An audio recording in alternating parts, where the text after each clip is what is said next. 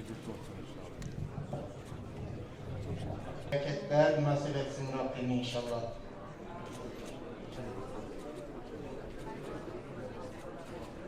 Bir hediye takdim ediyorum. Başarılarının Bayrampaşa İlçe Müftülüğü Yeşil Cami Kur'an kursundayız. Bugün burada çok önemli bir başarıyı tebrik etmek için burada öğrencilerimizle bir araya geldik. Halil Çiftçi isimli öğrencimiz Urfa'da doğmuş. Orada yaşarken hafızlık yapmak üzere karar vermiş ve İstanbul'da Bayrampaşa Müftülüğü Yeşil Cami Kur'an kursuna gelmiş bulunmaktadır.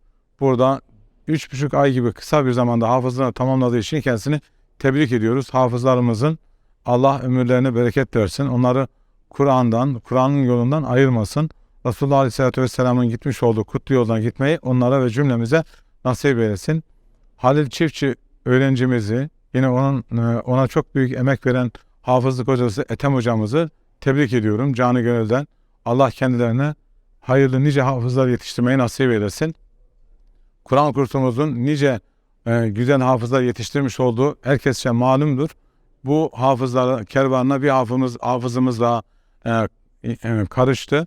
Ona da biz duyarsız kalmadık. Onu da burada ödüllendirmiş olduk. Kendisine hayırlı ve bereketli ömürler diliyorum. Başarılar diliyorum.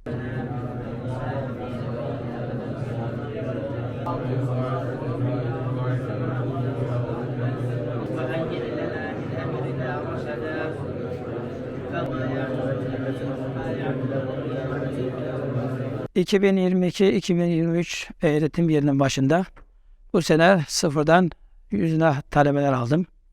İmam Hatip mezunlarını aldım. Halil Çiftçi kardeşimizle okumak için kursuna müracaat etmiştir.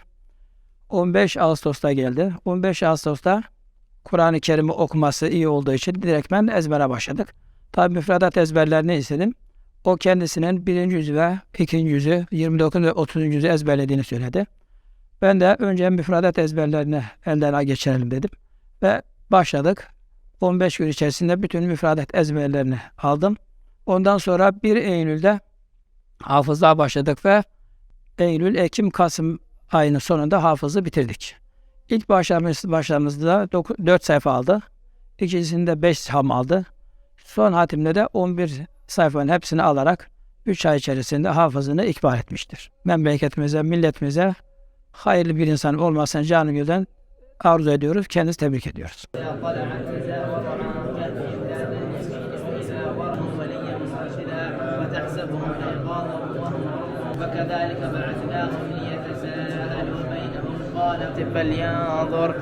فلينظر أيها أزكى أحدا ولا تقولن لشيء إني فاعل واصبر نفسك مع الذين يدعون ربهم. Adım Halil Çiftçi, Şanlıurfalıyım ve 17 yaşındayım. 10 yaşımda Arapçaya başladım. 17 yaşıma kadar Arapçayı okudum ve ondan sonra Arapça icazetimi aldım. Ondan sonra 4 cüz kendi gayretimle ezberledim ve orada bitiremeyeceğimi düşündüm. Ondan sonra bir arkadaşıma danışarak bana Bayrampaşa Yeşil Camii'yi tavsiye etti. Ben de onun tavsiyesi üzerine buraya geldim ve Ethem hocam da 15 Ağustos'ta müfredatları tekrarladım.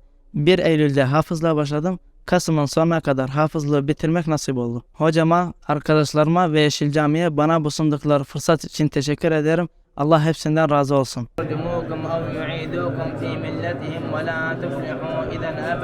Ben Halil'le aynı sınıfta değilim. Farklı bir sınıfta talebeyim.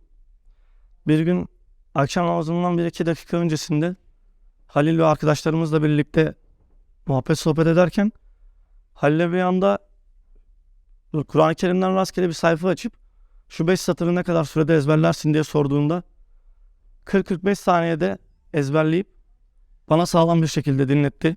Bu zamana kadar hep şaşırıyorduk. Bu kadar kısa sürede nasıl bu kadar yüksek sayfalara çıkılır diye. Ama canlı kanlı şahit olunca şaşkınlığımızı da gidermiş olduk. Rabbim inşallah en kısa zamanda bizlere de Halil gibi hafız olmayı nasip müvessir eylesin. Tebrik ederim kardeşim. En kısa sürede hafızlığını tamamladın. Rabbim bize de inşallah en kısa